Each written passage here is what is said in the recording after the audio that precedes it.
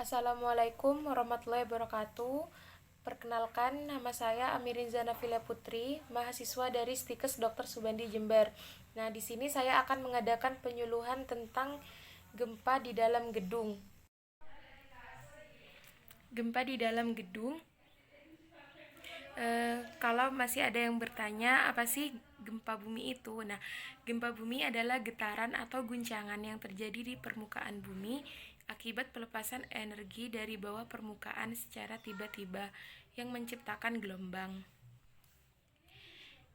Nah, jenis-jenis gempa.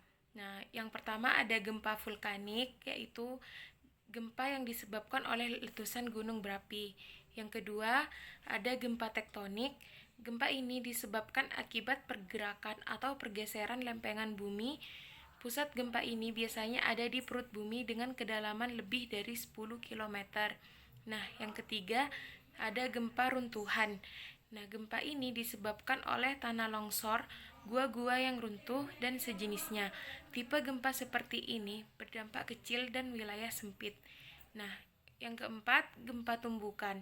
Gempa bumi tumbukan disebabkan oleh tumbukan meteor dan asteroid yang jatuh ke bumi. Yang kelima, gempa buatan. Gempa bumi buatan disebabkan oleh aktivitas manusia, misalkan aktivitas nuklir atau peledakan dinamit. Nah, yang terakhir ada gempa bumi dalam, yaitu gempa bumi dalam memiliki posisi gempa atau hiposentrum lebih dari 300 km di bawah permukaan bumi. Gempa bumi ini umumnya tidak berbahaya. Nah, untuk selanjutnya ada penyebab gempa bumi.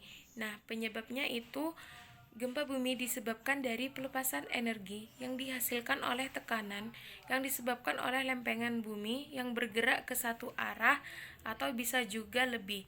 Semakin lama tekanan itu kian membesar dan akhirnya mencapai pada keadaan di mana tekanan tersebut tidak dapat ditahan lagi oleh pinggiran lempengan. Pada saat itulah gempa bumi akan terjadi. Nah, yang selanjutnya ada dampak gempa bumi.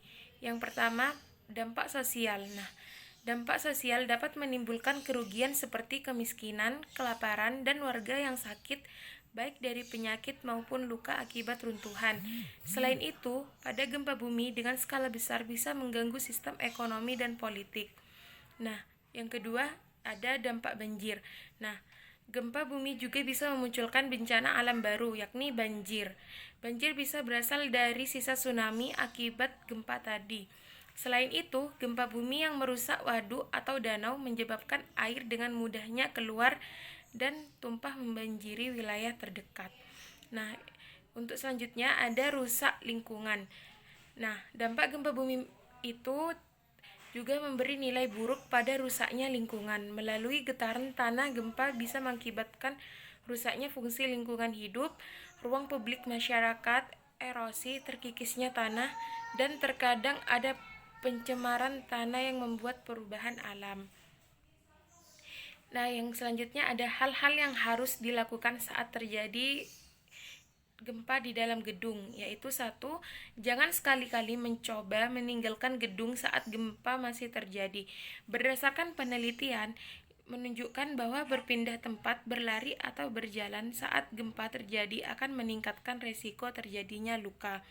Nah, yang kedua, saat gempa terjadi, berlindunglah dan berpeganglah pada suatu yang kuat, misalnya berlindung di bawah meja.